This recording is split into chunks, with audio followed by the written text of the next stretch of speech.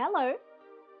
Let me know if you guys can hear me. I can see my bars jumping here, so mic should be online. Let me transfer to this scene and do that. There we go. Hey guys. Can you hear me? Okay, great. Hey, Monster Slurpee and Andrea, and hi. I want to say hi. I think I always want to say hi. HJ Fires, and Dana, and Diana, Some Dude with Half Alive, Diamond Lock Productions, Roland, Bluntosaurus, Aaron Big, Roland Marty, Feed Me Lore, and I think that's everyone. Hey guys, how you doing? We are streaming from the gaming laptop today, which hopefully will mean we go a lot smoother than before, considering that the gaming laptop is a little bit stronger than my work laptop. Please don't ask me how that happened, but that's just the reality we all have to deal with. I see that I haven't set up like the way I like my canvas though, so just give me a second. No, you know what? I can do this. What is this canvas size? I know what I'll do. I will duplicate this one. Put this to number 3. Save, because I had to install Clip Studio Paint and like set everything up on this computer, because this computer didn't have, this laptop didn't have anything set up on it. So I essentially had to download literally everything and set it up, I don't know, yesterday or so. Let's do that. And then do that. There we go. Now we have a clean canvas. So I might not have everything set up here, but I think I did most of it. Like the most essential things should be up and running. Can we do Leon from Resident Evil? I mean, we can do Leon. I just have to get some reference because I don't know what Leon looks like off the top of my head, but we might be able to do that, yeah. Dealing with like 5 different technical problems, like everything tech-wise hates me today. No, same. Literally 5 minutes before I was meant to go live, my tablet decided that it wasn't displaying anymore. And this was after I had spent the entire day using it. And all I can think that happened is I have one of those things where you plug in one USB port and you've got like 4 extra ones. And I think it just got confused as to which USB port it was supposed to be using. So I just unplugged that and it started working again. So minor tech issue, but still extremely annoying to have to deal with. But the gaming live stream? No, we are doing just a regular Patreon sponsored live stream. And I thought I could talk a bit about the Magnifico video. Maybe I should have like warmed up or something. Grab my water here. How's the gaming laptop doing? It's this one. This one is basically a homunculus of the previous gaming laptop, because that one, a lot of it started failing all at once. So I salvaged the parts from the old gaming laptop and put it into an older gaming laptop I had, and kind of just put the 2 pieces, everything that worked, into one laptop. So this one doesn't have as powerful a CPU or anything, but it's powerful enough to run Baldur's Gate 3 at like medium graphics, which is good enough for me, quite frankly.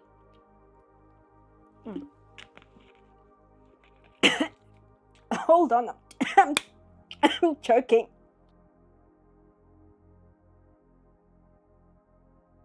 Okay, I'm fine. So how are you guys? Off to a good start, as always. Hey, good Shearbear. Good video, love the Go Kiger insert, thank you. That video is doing very well, which I'm very happy to see. I didn't expect it to do as well as it is, but I mean, I'm not going to complain, right? For that video took me quite a while to do, and I'm quite happy to see that it was kind of worth the time investment. So I'm happy to see that it's doing quite well. Hold on, let me just clear my throat again.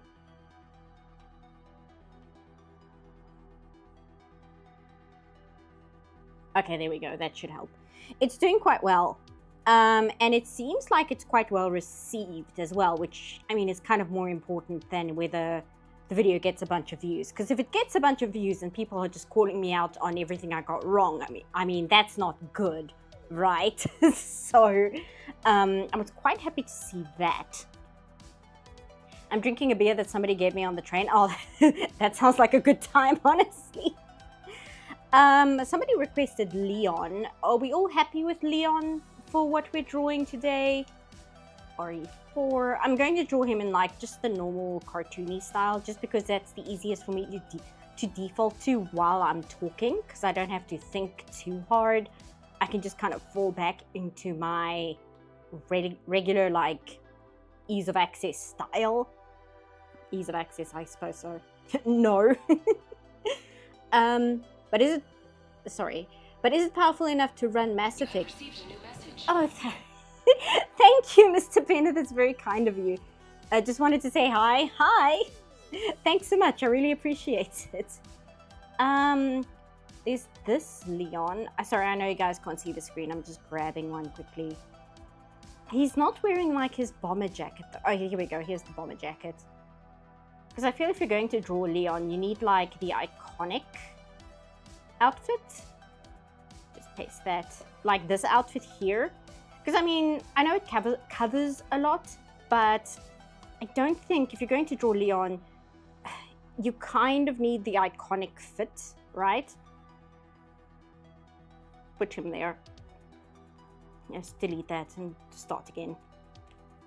But yes, the video is doing well. There were some things that were quite interesting to me in the comments though, which was one thing that I see a lot of people pointed out to me was they were disagreeing with me on the point I made that when Magnifico says, oh, whoever helps me find the dangerous person, I will have their wish granted immediately, but anybody who helps the illegal magic doer, they will never get their wish granted. And I said that that was something that Magnifico was doing to kind of introduce that lovely McCarthyism of everybody being, oops, that's the wrong brush, of everybody being suspicious of their neighbor. And I saw a lot of people disagreed with me on that because they said that they don't understand what the problem is on reporting to the guy in charge somebody dangerous. And I found this quite surprising because it was as if they were only focusing on like the first half of the statement, which is you should report somebody dangerous. But that method that I was describing of like, oh, if you report them, you get rewarded, but if you are seen helping them, you get punished. It's called the carrot and the stick method. And basically what it does is it encourages people to report on each other regardless of whether they think the other person is actually guilty of something or not. Because the idea is you don't want people to suspect you are somebody who's in the wrong. And the easiest way to show that, oh no, I'm a good person, I'm not one of these undesirables, is to rat somebody else out, regardless of whether it's accurate or not, saying, see how loyal I am, I'm willing to report on other people, so I can't possibly be the kind of person you're looking for. And it kind of sows dissent, and that's why I was saying it's that lovely McCarthyism of reporting your neighbors for communism. And a lot of people disagreed with me. And that was just quite surprising to me because I'm like, I thought this was quite a well-known, method of like population control, like information control. So that was quite shocking to me. I don't know whether I was off the mark or if that was just the people commenting. Like, I can't really tell if I'm kind of, whether I was like going too far off kilter on that point, or if the people commenting were off kilter. So that one I'm a little unclear about. I met a guy at a con last year. Hold on, let me switch back. Okay, stream is healthy, cool. I met a guy at a con last year, told me that gaming laptops in general were a waste, and the best move was to build a basic PC and upgrade as you go. Yes, that was the thing. I'm actually thinking of like upgrading to a proper PC setup, but I am visiting a friend in Poland in a few months. So that's going to be a major expense for me. And I kind of want to focus my funds on that first. I'm going to have to look at reference for holding pistol. And hands holding pistol. And then once I'm done with that and I'm back home, that's when I will look into upgrading to like a proper PC setup, I think. Let me just type this in, because trying to talk and type at the same time is... I mean, that's kind of what I'm looking for, but not exactly. Yeah, that's fine. Hey there, Superpuff. Hey, Pudding Dead. What I miss, and what are y'all talking about? I'm talking about some of the comments that I received on the Magnifico video, which I was a little unclear whether I just didn't make my point very clearly, or if me and a few of the comment people were just disagreeing on a point. Like, I can't really tell. It's not a big deal or anything. It's just I thought that would be an interesting talking point, because I like talking about these kinds of things. I find it interesting. Go back to the stream. Superpuff has friends everywhere.